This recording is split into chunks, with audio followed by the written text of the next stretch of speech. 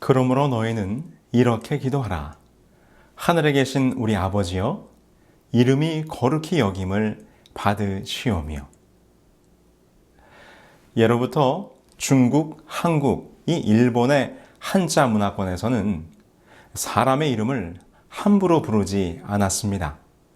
사람의 이름을 함부로 부르지 않았던 이유는 그 이름의 대상이 신격화되었거나 아니면 그 이름을 부르는 것을 두려워해서이기도 했고, 특별히 한자 문화권에서는 본명을 부르는 것을 예의에 어긋난다고 생각했습니다. 또한 본명이 알려지면 주술로서 저주하거나 죽일 수 있다는 인식도 있었다고 합니다. 그래서 사용한 방법이 바로 이름 뒤에 자를 부르는 관습이 생긴 것입니다. 여러분께서도 아마 이 관습을 아실 것입니다. 누군가 자신의 조부나 부친의 이름을 묻게 되면 한국에서 좀 예의를 배웠다 하는 사람들은 이렇게 말합니다. 네, 저희 아버지는 서덕자 조자를 쓰십니다. 라고요. 저희 아버지의 이름은 서덕조인데 이를 높여 불러 서덕자 조자를 쓴다고 표현하는 것이죠. 그런데 왜 성씨인 서에는 자를 붙이지 않을까요? 서는 성씨이므로 이를 높이면 나 자신을 높이는 것이기도 하기 때문에 성에는 자를 붙이지 않는 것이지요. 그런데 나중에는 이 자를 붙여 부르는 것도 예의에 어긋나는 것 같아서 아예 별도의 호칭을 만들어 사용했습니다. 우리는 그것을 호라고 합니다. 보통 이름 앞에 붙여 사용하지요. 백범 김구 선생이라 할 때 이름 앞에 붙은 백범이라는 것이 호가 되는 것입니다. 그리고 또 관본이라고 해서 사람이 관직에 오르면 그 관직명을 부르는 것이 한국에서는 예의가 되었습니다. 이것이 지금도 우리의 습관 속에 남아서 우리가 이름을 함부로 부르지 않고 사장님, 회장님과 같은 칭호를 많이 사용합니다. 우리가 서로 간에도 박 사장, 김 사장 이렇게 부르기도 하지요. 한 가지를 더 말씀드리면 피휘라는 것이 있습니다. 여기서 휘자는 꺼리다는 의미로 부르기를 꺼린다는 의미를 가지고 있어서 예로부터 군주나 왕의 이름은 함부로 부르지 않았던 풍습을 일컫는 말입니다. 이 피휘의 간습은 더 어려운 것인데 임금님의 이름으로 사용한 한자는 아예 모든 책과 문장에서 사용할 수 없게 만들었습니다. 예를 들어서 중국 당태종의 이름이 이세민인데 그의 이름에 세민이 세상세와 백성민이었습니다. 그래서 각종 단어에서 이 두 글자가 들어간 단어들을 모두 다른 글자로 대체하는 큰일 아닌 큰일을 했다고 합니다. 얼마나 골치가 아팠겠습니까? 그래서 많은 경우 세자들이 왕으로 즉위하게 되면 그가 사용하던 이름의 한자어를 흔치 않은 한자로 바꾸어 개명을 했다고 합니다.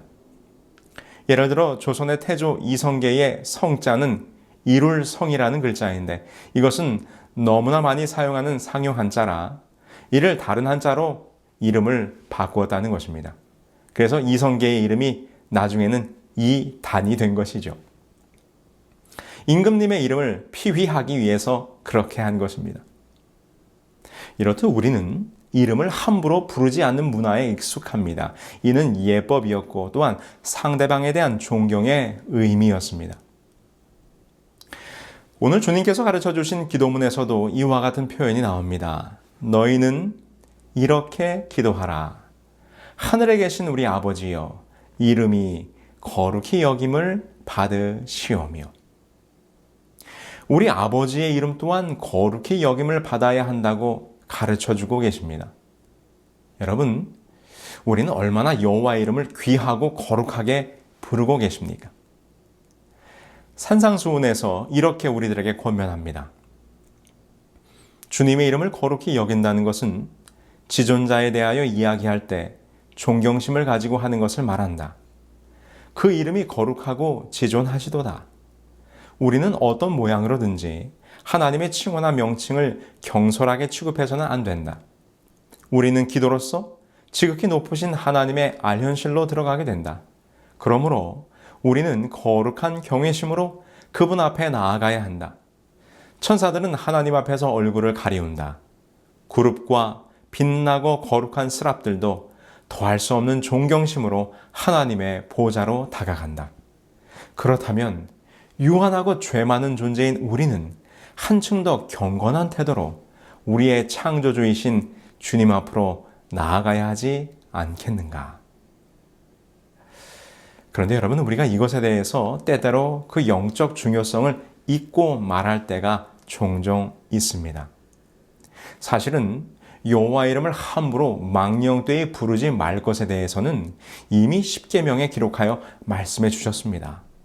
십계명의 셋째 계명에 여호와의 이름을 망령되이 일컬지 말라 말씀하셨던 것이지요. 자, 그렇다면 여러분, 우리는 잠깐 하나님의 이름에 대하여 좀 생각을 해보아야 합니다. 우리가 흔히 사용하는 하나님, 히브리어로는 엘로힘이라는 단어는 신, 즉 초월자, 절대자를 가리키는 총칭어로 보통 명사입니다. 다시 말해서 이것은 이름이 아니라는 것이지요. 신의 특정한 명칭은, 곧 신의 이름은 고대 세계에서 그 신의 정체, 속성, 능력과 역할 등을 알려주는 표식으로 이해되어졌습니다. 그래서 성경에 기록된 하나님, 그분은 어떤 분이신가? 바로 그 하나님의 이름이 무엇이냐고 묻는 사건이 성경에 하나 기록되어 있습니다. 우리가 잘 아는 불붙은 가시떨기 나무 가운데서 들리는 하나님의 음성 앞에서 모세가 이렇게 질문을 했던 것이죠. 너희의 조상의 하나님이 나를 너희에게 보내셨다 하면 그들이 내게 묻기를 그의 이름이 무엇이냐 하리니 내가 무엇이라고 그들에게 말하리이까? 이때 하나님께서 모세에게 이렇게 답변하셨습니다. 나는 스스로 있는 자이니라. 너는 이스라엘 자손에게 이같이 이르기를 스스로 있는 자가 나를 너에게 보내셨다 하라. 하나님께서 친히 자기 스스로가 누구이신지, 자신의 이름이 무엇인지를 표현하셨는데 그것이 곧 스스로 있는 자, 곧 여호와라 말씀하셨습니다. 스스로 있는 자. 우리는 이 이름을 통하여 우리가 믿는 하나님이 어떠한 분이신지를 분명하게 깨달을 수 있습니다. 그리고 신과 인간의 구분이 무엇인지를 또한 알 수 있는데요. 창조주와 피조물의 근본적인 차이가 무엇인지를 바로 이 스스로 있는 자라고 하는 하나님의 이름을 통하여 우리는 깨달을 수 있습니다. 우리 원로 목사님이신 김명우 목사님의 설명이 참으로, 이것에 대한 설명이 참으로 인사이트가 있었는데요. 그분께서 설명하시기를 스스로 있는 자란 말의 의미는 그 존재의 원인이 자기 존재 안에 있다는 것입니다. 여러분, 우리 인간들은 그 존재의 원인이 우리 안에 있지 않고 바깥에 있습니다. 우리는 우리의 존재, 곧 생명을 유지하는데 우리 스스로 우리 안에서 생명을 유지할 수 있는 에너지를 만들어내지 못합니다. 우리는 우리 밖에서 에너지를 얻어야 합니다. 그래서 음식을 먹는 것이고 햇볕을 쬐이고 공기를 마시는 것이지요.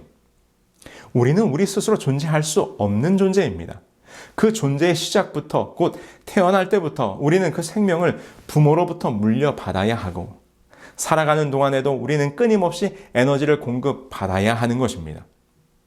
그래서 우리 인간은 신이 될 수 없는 것입니다. 하나님이 될 수 없는 것이지요. 그 존재의 근원이 자기 자신에게서 있어야만 신이 될 수 있는 것입니다. 바로 스스로 있는 자, 여호와 하나님이 그런 분이신 것이지요. 그런데 하나님께서 이 모세에게 당신의 이름을 알려주시면서 이 이름은 우리가 대대로 기억해야 할 이름이라고 말씀하셨습니다. 너는 이스라엘 자손에게 이같이 이르기를 너희 조상의 하나님 여호와 곧 아브라함의 하나님, 이삭의 하나님, 야곱의 하나님께서 나를 너희에게 보내셨다 하라. 이는 나의 영원한 이름이요 대대로 기억할 나의 칭혼이라. 성경은 여호와 이름을 기억하고 기념해야 한다는 것을 계속해서 말해주고 있어요. 우리 호세아서에 있는 말씀도 한번 보실까요? 여호와는 만군의 하나님이시라.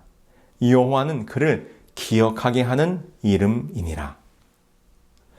호세아 선지자는 여호와는 그를 기억하게 하는 이름이라고 말합니다. 이 구절의 개역 개정판은 이렇게 번역을 했는데요. 저는 만군의 하나님 여호와시라. 여호와는 그의 기념칭후니라. 기념칭후. 이 여호와란 이름은 기념칭후라는 것이지요. 여러분, 기념이라는 것이 무엇을 의미합니까? 기념이라는 것은 무엇을 잊어버리지 않도록 하는 것을 말하는 것이지요. 왜 하나님께서는 자신의 이름을 스스로 있는 자 여호와라 알려주시며 이것을 기념하라, 잊지 말고 기억하라고 말씀하셨을까요? 그것은 여호와라는 이름 속에는 사람들이 잊어버리지 말아야 할 중요한 의미가 담겨져 있기 때문입니다. 그러므로 여호와 이름을 망령되이 일컬지 말라고 거룩하게 여기라고 하는 것은 그분의 이름을 부를 때 그분의 이름의 의미를 정확히 알고 이해하면서 여호와께서 정말 누구이신지를 깨달으라는 의미가 그 속에 담겨 있는 것입니다. 내가 믿는 하나님은 스스로 있는 분이라는 사실을 고백하는 것이지요. 그 존재가 어떠한지를 고백하는 것입니다. 그래서 하나님은 거룩하십니다. 구별되었다는 의미이죠. 하나님은 우리와는 그 존재의 원인과 근거가 다르다는 것을 우리는 그분의 이름을 부를 때 인정하고 신앙적으로 고백하게 되는 것입니다. 그래서 모든 피조물들은 하나님을 거룩하다, 거룩하다, 거룩하다라고 찬양합니다. 이사야 6장 3절의 말씀을 보실까요? 서로 불러 이르되 거룩하다, 거룩하다, 거룩하다. 만군의 여호와여 그의 영광이 온 땅에 충만하도다 하더라. 이사야가 하나님의 보좌를 보니 그 보좌 곁에 서 있는 그룹 천사들이 거룩, 거룩, 거룩의 삼중창을 부르고 있는 것입니다. 왜요? 그분은 거룩하고 우리와는 다른 분이기 때문에. 그분은 그분 안에 생명의 근원이 있는 분이십니다. 나는 당신께서 창조했기 때문에 존재하지만 당신은 스스로 있는 분이기 때문입니다. 이것이 거룩하다는 찬양의 의미입니다. 여호와께서 우리의 창조주가 되심을 인정하는 행위가 바로 경배와 신앙의 모습으로 나타나는 것이죠. 근데 여러분, 성경을 보니까 이 여호와의 이름을 인정하지 못한 자가 나타났어요. 그는 바로 루스벨이지요. 나도 당신과 동등할 수 있습니다. 나도 당신과 같습니다. 나는 당신 없이도 존재할 수 있습니다. 라고 그가 감히 하나님께 도전을 하게 되었어요. 내가 내 마음에 이르기를 내가 하늘에 올라 하나님의 뭇별 위에 내 자리를 높이리라. 내가 북극 지폐의 산 위에 앉으리라. 자, 이렇게 도전하는 사단에게 하나님께서 이렇게 응수하십니다. 그래? 그럼 너 스스로 한번 있어 봐라. 그리고 내가 너에게 준 것을 나에게 돌려다오. 여러분, 우리가 가지고 있는 것을 다시 돌려주면 우리에게 무엇이 남게 될까요? 여러분, 우리에게는 아무것도 가진 것이 없습니다. 아무것도 남지 않습니다. 여러분, 이것이 바로 심판입니다. 하나님께서는 심판을 통하여 당신의 존재를 드러내시는데 그분이 창조주이심을 심판 속에서 나타내는 것이지요. 시편 9편 16절로 17절에 있는 말씀입니다. 여호와께서 자기를 알게 하사 심판을 행하셨으며 악인은 그 손으로 행한 일에 스스로 얽혔도다. 악인이 음부로 돌아가며 하나님을 잊어버린 모든 열방이 그리하리로다. 시편 기자는 말하기를 여호와께서 심판을 통하여 자기가 누구인가를 알게 하신다고 말씀하십니다.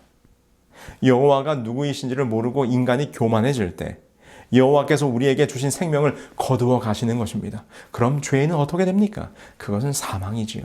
이것이 바로 성경이 말하는 심판의 개념입니다. 그래서 우리가 그분의 이름을 여호와, 그분이 생명의 근원이심을 믿는다고 말할 때 그것이 우리에게 생명이 되는 것이요, 그것이 우리의 의가 되는 것입니다. 그래서 그분의 이름 안에 있는 그분의 이름의 의미를 우리가 다 알고 깨닫는 것은 매우 중요한 것입니다. 그래서 호세아가 우리에게 이렇게 권면합니다. 호세아 6장 3절이죠. 그러므로 우리가 여호와를 알자, 힘써 여호와를 알자. 그의 나타나심은 새벽빛같이 어김없나니 비와 같이 땅을 적시는 늦은 비와 같이 우리에게 임하시리라 하니라. 우리가 하나님의 이름을 알려고 노력해야 한다는 것입니다. 그분의 이름을 알기 위하여. 예수님께서도 우리가 잊어버렸던 여호와의 이름의 의미가 무엇인지를 알려주기 위해서 이 땅에 오셨다라고 그분께서 말씀하셨어요.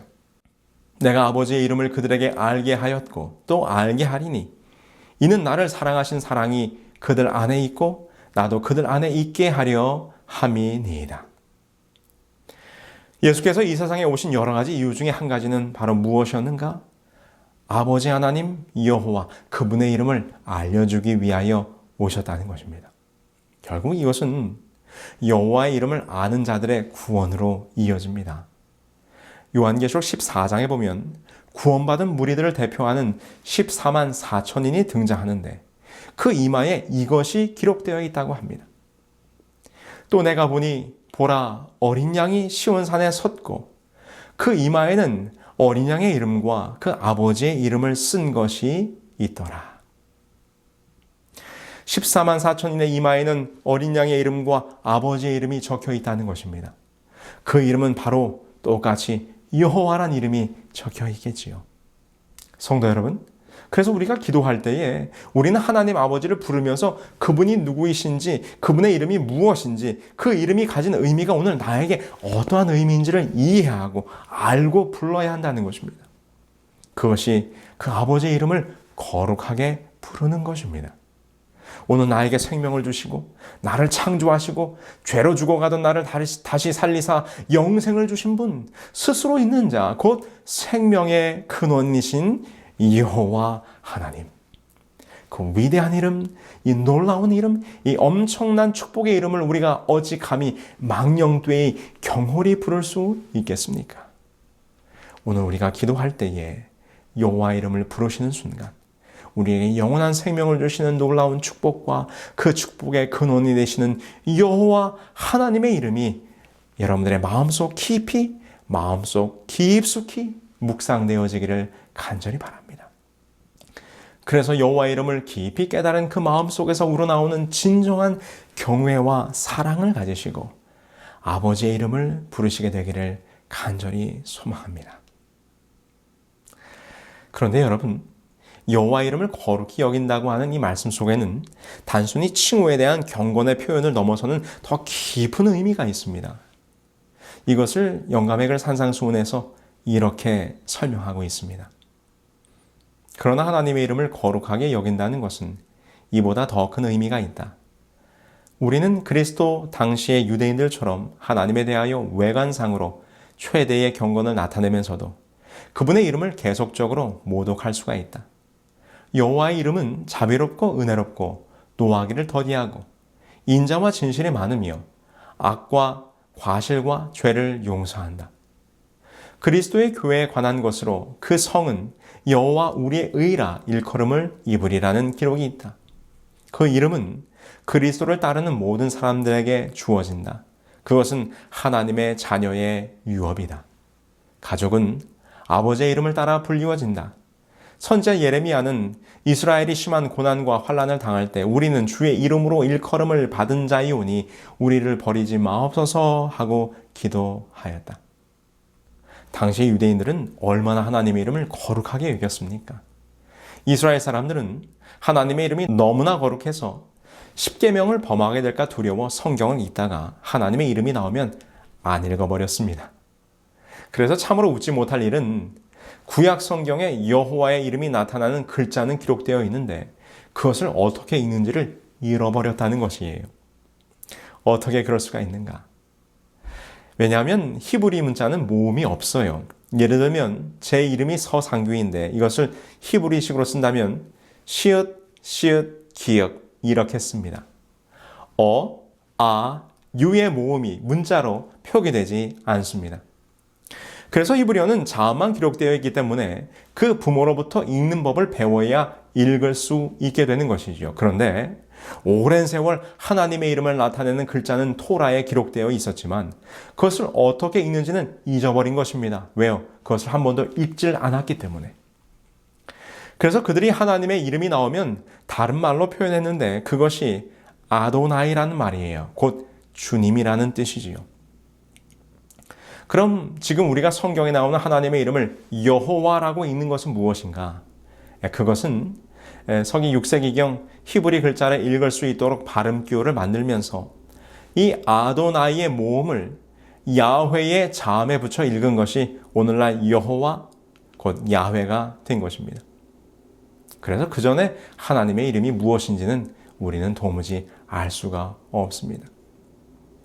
여러분, 이것이 무엇을 의미합니까? 유대인들이 율법적으로 예식적으로는 여호와의 이름을 거룩하게 여기기는 했지만 그러나 그의 삶 속에서는 여호와의 거룩함을 드러내는 삶을 살지 못했다는 것입니다. 산상수훈에서 이렇게 우리들에게 계속해서 권면합니다. 이 이름은 하늘의 천사들에 의하여 타락하지 않은 세계의 거민들에 의하여 거룩히 여김을 받는다. 이름을 거룩하게 하옵시며 라고 기도할 때 그대는 그 이름이 이 세상에 의해서도 그렇지만 그대 자신에 의해서도 거룩히 여김을 받도록 간구한다. 하나님께서 사람들과 천사들 앞에서 그대를 당신의 자녀로 인정하셨으므로 일컫는 바 그 아름다운 이름을 손상하지 않도록 기도하라. 하나님께서는 그대를 당신의 대리자로 세상에 보내신다. 그러므로 생활 하나하나에서 하나님의 이름을 나타내야 한다. 이러한 간구를 드리려면 하나님의 품성을 소유하지 않으면 안 된다. 만일 생활과 품성으로 하나님의 생애와 품성을 나타내지 않으면 그대는 그분의 이름을 거룩하게 할 수 없고 그분을 이 세상에 나타낼 수 없다. 그대는 오직 그리스도의 은혜와 의를 받아들임으로써만 이 일을 할 수 있다. 여러분, 우리를 당신의 자녀로 삼아 주셨으므로 우리는 하늘 아버지의 아들과 딸들로서 살아야 합니다. 오늘 우리의 모든 삶이 누구의 자식인가를 드러내는 일이라는 것이지요. 누이 집 자식인가? 저희 동네 낡은 터 전체 가구가 60호밖에 안 되는 작은 마을. 제가 무슨 행동을 어떻게 하는지 동네 사람들이 다 압니다. 서신의 큰 아들. 여러분들은 누구의 아들이며 누구의 딸들이십니까?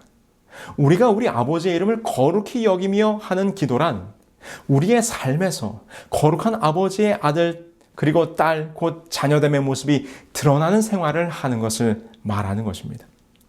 이것이 진정한 아버지의 이름을 거룩히 여기는 기도가 되는 것이지요.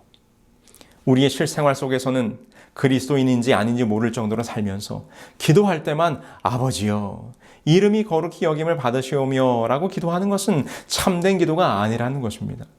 그런 기도는 유대인들의 가식적이고 이중적이며 다른 사람들 앞에 보이기 위한 기도와 다를 바가 없다는 것입니다. 아버지의 이름을 거룩히 여기는 기도란 우리의 삶에서 아버지의 거룩한 자녀됨의 모습이 드러나는 생활이 함께 동반되어야 함을 잊지 않으시게 되길 바랍니다. 오늘 주께서 가르쳐 주신 주기도문처럼 기도하기를 원하시거든 아버지의 이름을 부를 때 그 이름의 의미가 무엇인지를 깊이 이해하시기 바랍니다. 우리 아버지의 이름이 거룩히 여김을 받게 하시는 기도를 드리기 원하시거든 우리의 삶이 이 거룩한 아버지의 자녀가 되도록 살아가시기를 간절히 바라면서 말씀을 마치겠습니다. 하늘에 계신 저희들의 아버지 하나님, 오늘 저희들을 이 세상에서 불러내어 당신의 자녀로 삼아주시고 하늘 아버지를 우리의 아버지로 부를 수 있는 특권을 주셨으니 감사합니다. 우리들의 삶 속에서 아버지의 거룩함을 나타내는 삶을 살아가므로 우리 아버지의 이름을 영화롭게 하고 하나님의 이름을 거룩하게 하는 자들로 살아갈 수 있도록 인도해 주시옵소서. 우리들의 모든 삶이 하나님 아버지의 성품과 거룩함과 영광을 드러내는 삶을 살아갈 수 있도록 축복하여 주시옵기를 예수 그리스도의 이름으로 기도합니다. 아멘.